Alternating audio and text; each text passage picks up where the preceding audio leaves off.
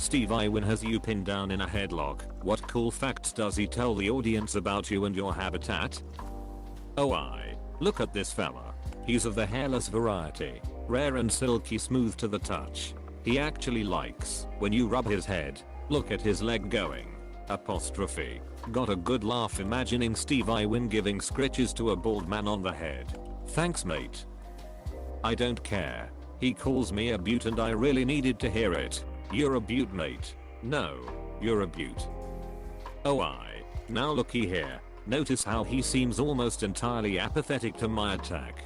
That's because he spends almost every waking moment pretending not to be bothered by the current situation he is in, despite the fact that he is incredibly irritated. To him, this is just another Monday morning staff meeting. He is truly a gorgeous example of mental endurance. Apostrophe. Wow. Get a load of this Sheila. I can imagine this one spending all of her free time sleeping in her little hidey hole, only coming out 5 times a week to spend hours at a place where she probably regrets being at in the first place. And she'll do this most weeks of her life all the way up until she dies. This one's pretty big for a female too. Bigger than most average males actually. Don't think that gives her any luck during the mating season. Laughs in Australian. Isn't he a beauty? Exclamation mark. You're alright. Fella. You're alright. This guy is out looking for a Sheila, but he isn't having much luck. He's coming in late to the party. Apostrophe. I laughed way harder at that last bit than I probably should have. Be very careful mates. We have to show dominance. If we show any affection towards this creature he'll get attached to us and never leave us alone.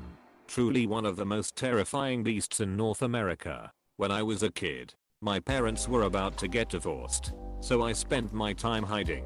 One day, I was so desperate for some human contact that I sat in a busy place on the playground and looked sad, hoping someone would ask if I was okay. I did something similar that I can't even bring myself to fully explain.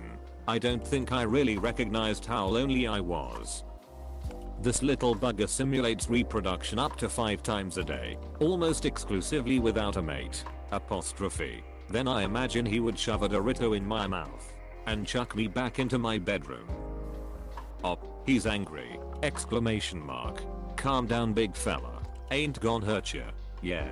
There we go. See he likes when I give his noggin scritches like this. Yeah. These guys like to get all big and blustery, especially in front of a keyboard. They'll be real mean to each other, but they're good folk though. Just gotta let them know ya care about them. Apostrophe. Everyone acting like Steve ever said something bad about the animals. That's not a thing. Hagrid. This one right here can put up a fight if you put a bowl Cheetos within the area. Good thing is that this bloke is actually calm because he ate a full bowl of Cheetos. Apostrophe. I find it easiest to subdue one of these little fellas by withholding a local treat, Mound Dew, till it settles down and plays nice. Crikey. This is the biggest Chinese I've ever seen. At a whopping 63 and 210 pounds. This bugger has a nasty habit of eating all his brother's food. Camera pans to my anemic brother. This big guy is quite greasy due to his natural habitat of an engine bay. I believe he is extremely angry due to the loss of all his 10mm sockets. Apostrophe. 10mm sockets are a lie propagated by Snap-on marketing department. This fine specimen was a hard one to catch. Now, let's look at her. As you can see, changes make her stressed and anxious, thus more aggressive. If provoked, she'll attack on sight. She has the appetite of a great white. She's an omnivore, but eats meat more willingly. One off thing about her diet is that she loves broccolis. She eats anything that's prepared with them. Apostrophe. See, this is why you take physical exercise seriously, kids. If you act like him and sit in front of a computer all day, it's really easy to pull a sneaky one in ya.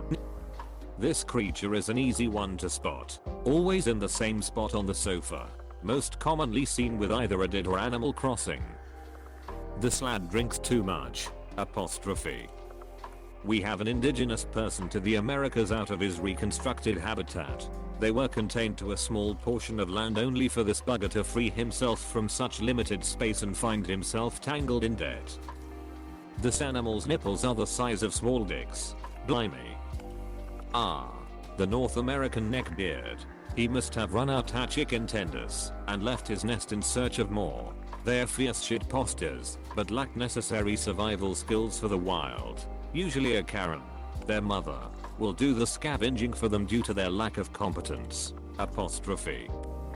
Please don't forget to like and subscribe if you enjoyed watching this video. Leave your thoughts in the comments below.